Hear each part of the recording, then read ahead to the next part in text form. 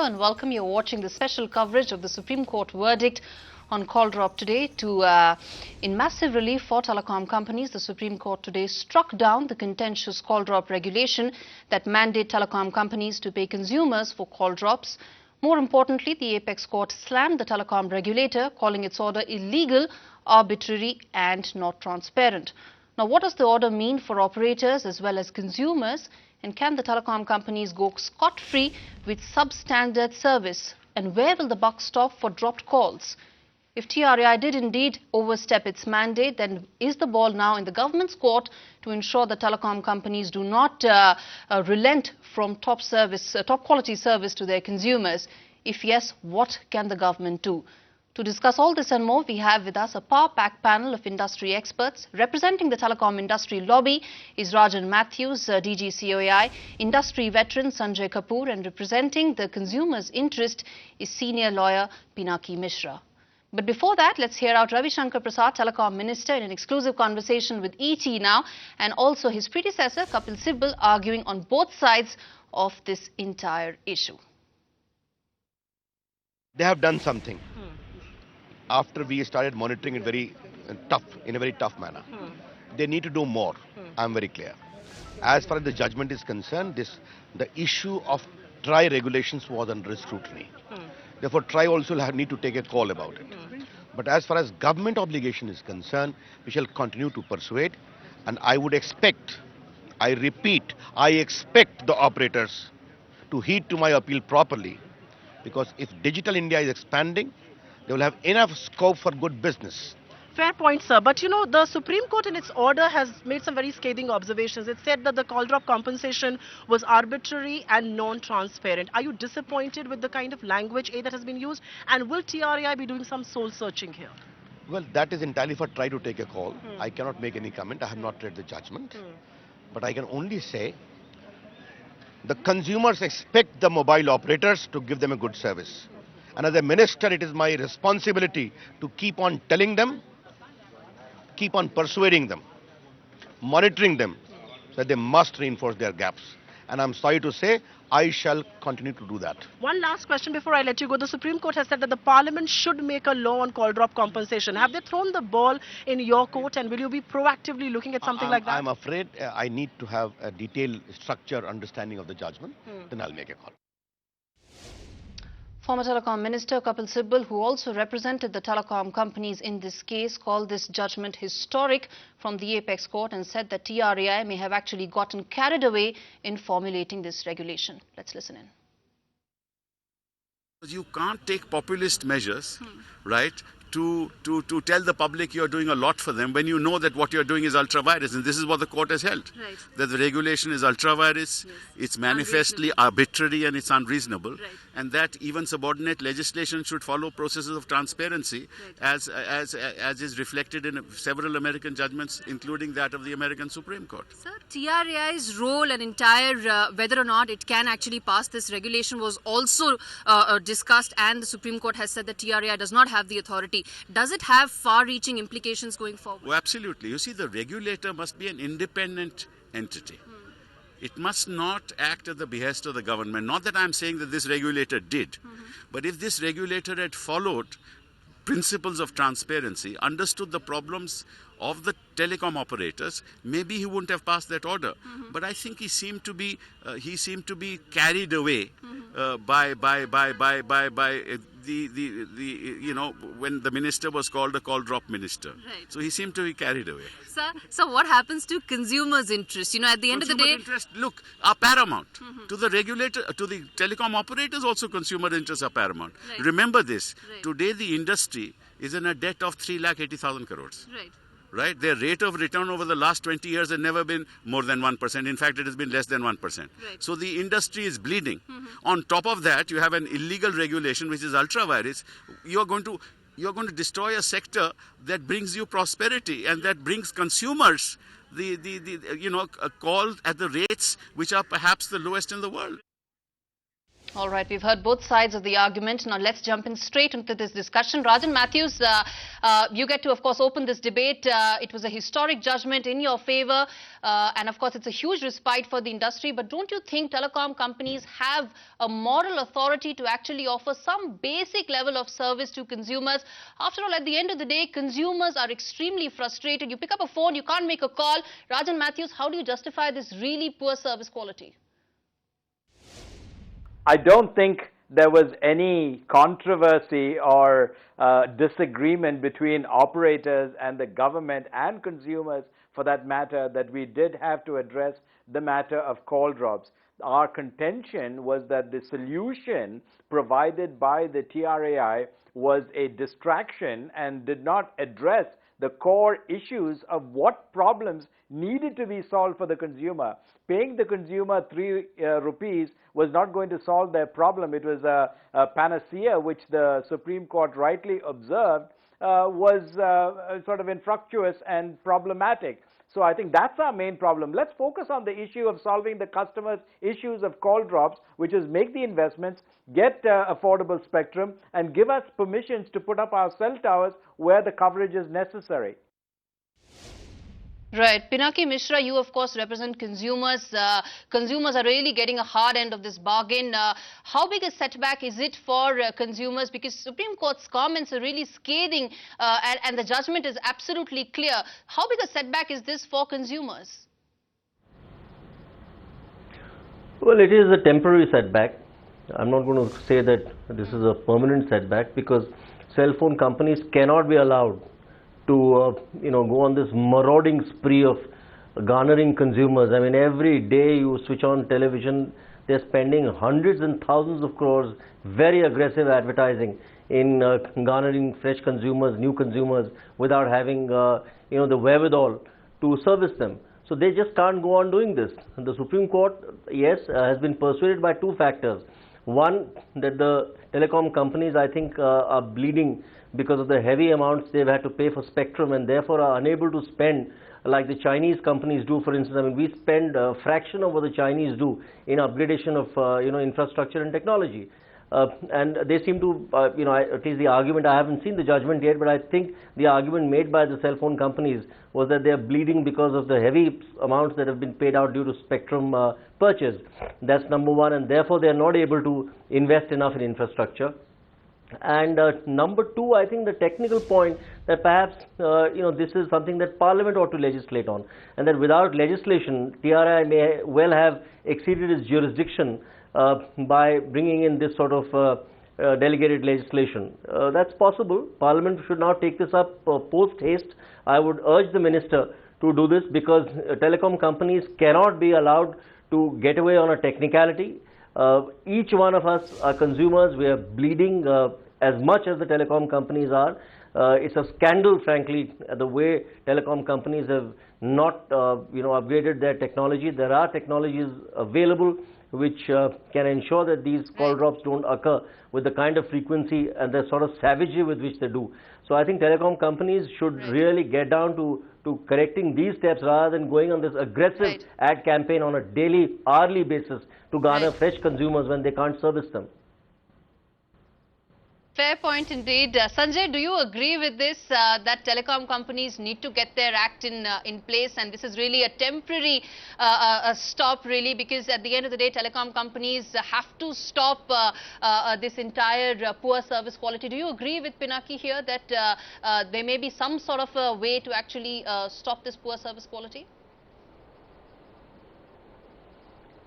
Yes, I think the straightforward answer is that I do agree with Pinaki, but I think the problem is a little more grave than what it seems on the because we are only talking voice as a nation right now, and very worried about what will happen to call drops, which obviously needs to be addressed.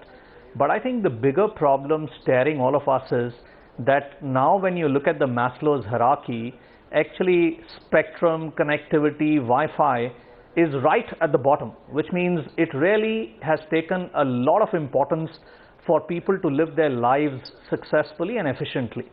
And therefore, if we have a big amount of problem on satisfying a linear equation of voice, Can you imagine a non-linear world of data, how complex that could be to accord a great consumer experience?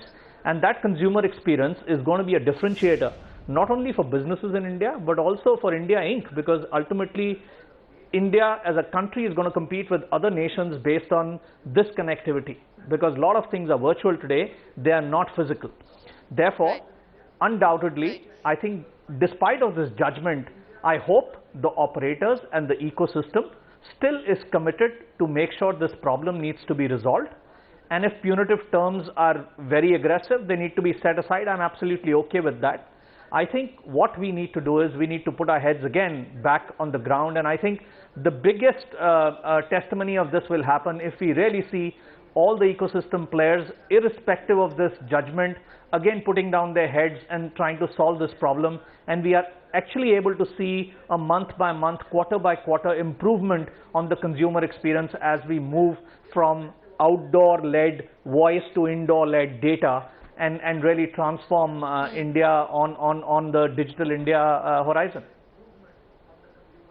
Right, fair point indeed. Rajan Mathews, I want to bring you in on this debate as to, both other speakers have said that this cannot be a permanent solution. There has to be some way that industry needs to increase its standards. Will that be through a law? In fact, the Supreme Court has left that room open, that there in fact should be a law to improve quality of standards. So do you think that there is actually, a sword still hanging on your head, that maybe the story is still not over, you're celebrating too soon? Rajan Mathews?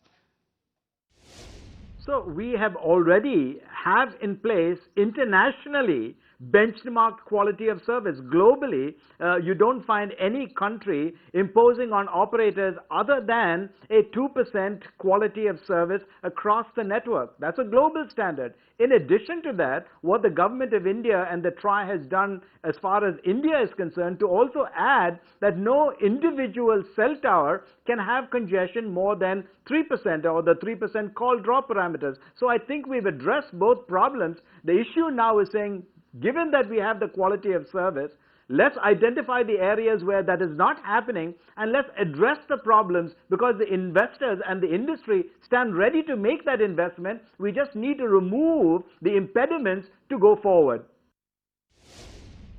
Pinaki Mishra, the industry has all along maintained that they cannot be painted the bad guys, and this problem is actually far more complex.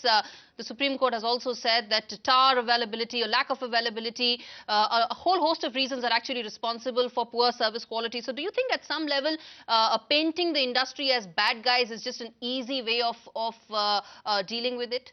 Pinaki Mishra?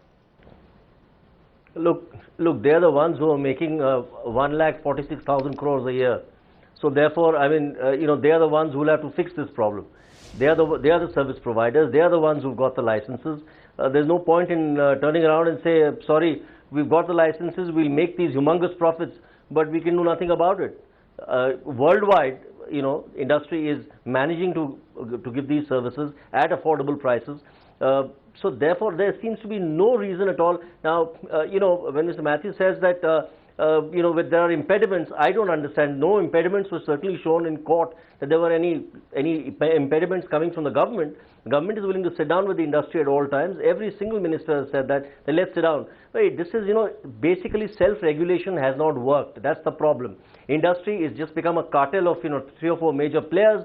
They're completely cartelized the entire system. The buyouts have taken place, so therefore there is very little competition now. There is nowhere that the consumer can go. So therefore, and there's, small consumer can't go to a consumer court if there's a call drop. You can't go to a consumer court claiming 10 rupees, 20 rupees, 50 rupees, 100 rupees. And this is really hurting the consumer at the bottom of the food chain. The man who goes in for that little 10 rupee top up, he's the one who gets hurt maximum. And industry is hitting that consumer the hardest. So therefore, their industry's self-regulation has not worked so far. Some kind of legislation is absolutely imperative. And I think we in Parliament, certainly speaking for myself, I will be bringing this up very aggressively in Parliament. That if the court has said Parliament must make laws, right, yes, so must Parliament make laws then. I think the courts will find it much more difficult to strike it down. Right. Sanjay, I want you to comment on this, that every time one talks about investments that the industry needs to make in its network, in its infrastructure, there is the debt card that the industry flags off, saying that there is just too much of debt on its books and the financial health doesn't allow a better network. Do you agree with what Pinaki is saying, that at the end of the day, they have healthy bottom lines and they have no justification for this poor service quality? They have to invest in their network. Look, having been an operator, I believe the truth lies somewhere in between. And the fact that they are overburdened with debt, the fact that the life of technology is shrinking, what was good for 10 years is now good for 5 years, and those sort of amortizations are not even reflected in the P&Ls of most of the companies today. Third being that the industry is now consolidating, because it's beyond the power of everybody in this industry to actually migrate from a voice-led market to a data-led market, which requires humongous commitment on spectrum and infrastructure. So given all these facts, I think the industry really is under pressure. We cannot rule that away. But I think that is also a function of pricing that prevails in our country. At the end of the day, if you do not pay for services, you're not going to get good services. That's not the doing of the consumer. I don't know how many consumers were wanting that, but I think the hyper competition and the structure of the industry really forced the industry to come down on prices, where the margins became tough, the debt went up, and therefore funding the newer technologies is a question mark compared to the rest of the world. My own take is, as the industry is moving from a perfect competition to an oligopoly, which will be essentially a competition between 4 or 5 people, I think now there is room to be realistic on pricing, and for quality services, I'm sure the consumer will not mind paying a higher price, both for voice and for data as we go forward. However, while I make that statement, I think the onus on now the players, which are the large players who will rule the roost and will be a part of this new oligopoly structure, have a bigger responsibility on their shoulders. So with or without governance, with or without government, with or without a Supreme Court judgment, Right. I think they need to understand that the consumer in the marketplace truly depends on this service to live his life, Right. and therefore the quality of service in Right. India needs to go up significantly and be comparable with the rest of the world. And I hope they rise up to the occasion and actually come up and have a business model that will be sustainable in future. And if it means taking the price up a bit, Right. I think they must move the market towards that. Right, fair enough, Sanjay Kapoor. Rajan Mathews, do you agree with this view that financial health of the industry is important, but at the same time, debt or the fact that they have 3,80,000 crore of debt cannot be the only justification for the industry to get away from investing in their network, especially when industry is moving towards data and away from voice, which will require further and more investments in network? So I think you absolutely hit the nail on the head in terms of saying that that's the TRAI's obligation, maintaining the health of the industry as well as the consumer's interest. Now, please understand that as an industry, the health of the consumer is also of importance, because if they have inefficient product or services that don't meet their needs, they're not going to be willing to pay. So I think our focus is right there. And I'm saying is that what is necessary is that there's only a certain finite amount of money that any operator has. If you take a considerable amount of money away by the government, 30% of every rupee that comes in goes back to the government. The government does not reinvest that in the industry. This is part of the issue in terms of the financial health of the industry. We must begin to start looking at spectrum usage charges, the reduction of that, the license fees, where 5% is going to penetration of the rural areas, and we are the ones doing the penetration. It's time for the government to look holistically. Just recently, as part of the budget bill, which has just been passed, 15% of service taxes have been imposed on the auction spectrum. So not only are we paying high spectrum auction fees, but 15% in terms of a service fee for the first time in the country. Right. Pinaki Mishra, the observations by Supreme Court were actually quite scathing, and the judgment, of course, is quite clear. But do you think at some level the regulator did overstep its mandate? At the end of the day, TRAI does not have the authority to pass this judgment. Do you think that has a very, very large implication for the sector? I haven't read the judgment, honestly. It's just come today, so I've been in court all day. The TRAI, I thought, I certainly argued that in court has done too little, too late, in fact. TRAI is this also should have been done, given the fact that TRAI is some also sort of regulation.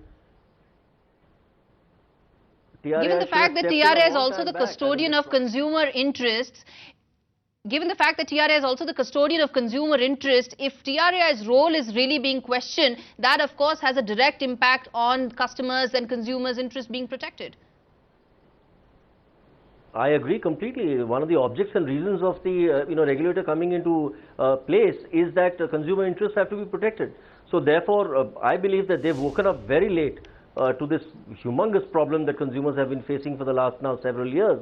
And therefore, my point was, this is just a little token reparation that is being offered to the consumers. I mean, you have to understand this entire thing, as per the calculations, the worst case calculation was about, I think, 500 crores in the entire year, which and best case scenario for the industry was 250 crores. They make 250 crores a day.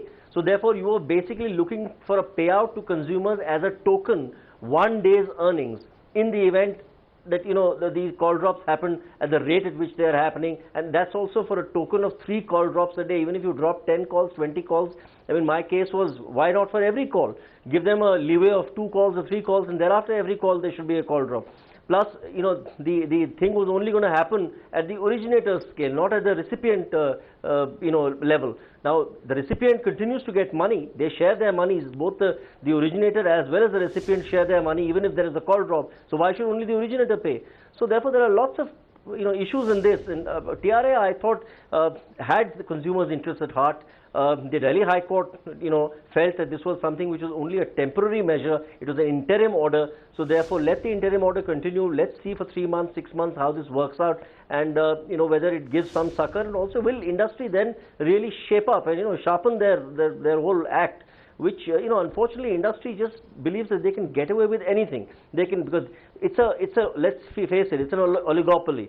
What happens then is that the consumer has no recourse. He has to go to these operators who are operating within their areas. No matter how bad the service, you've got to accept it or lump it. So, and look at the aggressive manner. You say you don't have enough spectrum, you say you don't have enough towers. How are you then continuing on a daily basis to garner hundreds and thousands of more customers? In the good old days, when there used to be capacity generated from landlines, they were allowed only to pick up 95% of their consumers. They had to keep 5% free. Today, I don't know what level you are operating on. You are operating some 150, 170, 200%. So I don't understand the rationale for these companies being allowed to bring in new customers, by the thousands on a daily basis, and with this aggressive advertising. So basically, you are duping customers then. You are offering customers 4G services. Where are you getting 4G? I have 2 4G for two of these major operators. I never seem to have 4G on my cell phone. And look at the ads that flow out, that you're getting 4G on top of a mountain, 4G in some island, some remote island somewhere, 4G in some jungle somewhere. This is just fraudulent advertising. Right. That's what's happening. And consumers are really being duped. That's a very aggrieved customer, Pinaki Mishra speaking. Right, of course, very aggrieved customer. But Sanjay Kapoor, you of course been at the helm of India's largest company, telecom operator. Do you think at some level telecom companies are being targeted, or do you think there has to be some sort of a middle ground maybe that can be achieved in this entire debate that, that of course puts telecom companies as the bad guys, so to say? Look, it's in my mind not a question of bad guys or good guys. Ultimately, there is an ecosystem, and ecosystem has various players and stakeholders in that ecosystem. To make a good consumer experience, today you have devices, you have content, you have the connect which the operators provide. Then there are tower companies, then there are municipal corporations. The issue is that you cannot accord responsibility and fragment it amongst each one of these in fractions of percentages. It won't work. You have to give the responsibility to the biggest stakeholder, and the biggest stakeholder here is the operator community. And therefore, everybody looks towards operators when anything like this happens, which I don't think is wrong. Also, from a regulation perspective, I think for any nation to prosper on something like telecom, I think a very strong regulator is absolutely required. And a regulator's job is to make sure that he looks at the viability of the industry at one side and protects the consumer interest on the other side. I think the regulators these days look at both very passionately. But I think after this judgment, maybe there could be a room to relook at the role of a regulator and the powers that he has. And I think the government must empower the regulator to be able to bring this fine balance between the viability of operations and to ensure that the consumer experience is not compromised in any fashion. I think this clearly asks for a relook if there's a question around whether the regulator overstepped his jurisdiction or not. Because without a strong regulation, I don't think we are going to be able to bring a fine balance between the two and cross the hurdle and actually take this country from where we are to a digitized economy in future. I think you require somebody to steer this whole stuff. I think intentions at all ends eventually will come to terms. I agree that all of us have gone through a lot of poor experience over the last couple of years, and I think that's why people are actually in a disbelief that under a ruling like this, operators will not go back and start working on a self-governance model. My own take is they will, because they have a lot at stake. There's a new player who's entering the market. Because the market is consolidating, I think it will be very easy to spot who the defaulters are, because there are only 4 or 5 operators that are going to be playing in the market. It's very easy to find out who's the one who's not performing. And the market, even between 4 or 5 players from a consumer experience, is going to be very competitive. So I think they will come to terms. I'm pretty confident, knowing their demeanor, and they've never hesitated from investing in the past, that they will now spring up their investments in future and actually work towards consumer experience. And to me, it's not a question of spectrum, it's not a question of how much investments. I have written a lot about these things, but I'm willing to park this aside. I'm saying the entire benchmark in the country should be consumer experience, and then we should work backwards. Whether they have enough spectrum, whether they have invested enough. Consumer is the king, but is a relative. Yeah, consumer is the king. Place him at the center of everything. From a regulation standpoint, absolutely, but not right now. Not right now. Yes. Yeah. So I think that's what we need to do if we really not right want now. to Not right now is consumer the king, and then of course. Absolutely. Yeah. Absolutely, gentlemen, we've completely run out of time. This issue is far from over, but there is, of course, a room for some sort of more like regulation and legislation, really, to address poor service quality. But as experts say, that self-regulation could really be the key. Of course, the story is far from over, but we've completely run out of time. Thank you so much for watching, and keep tuned in to ET Now.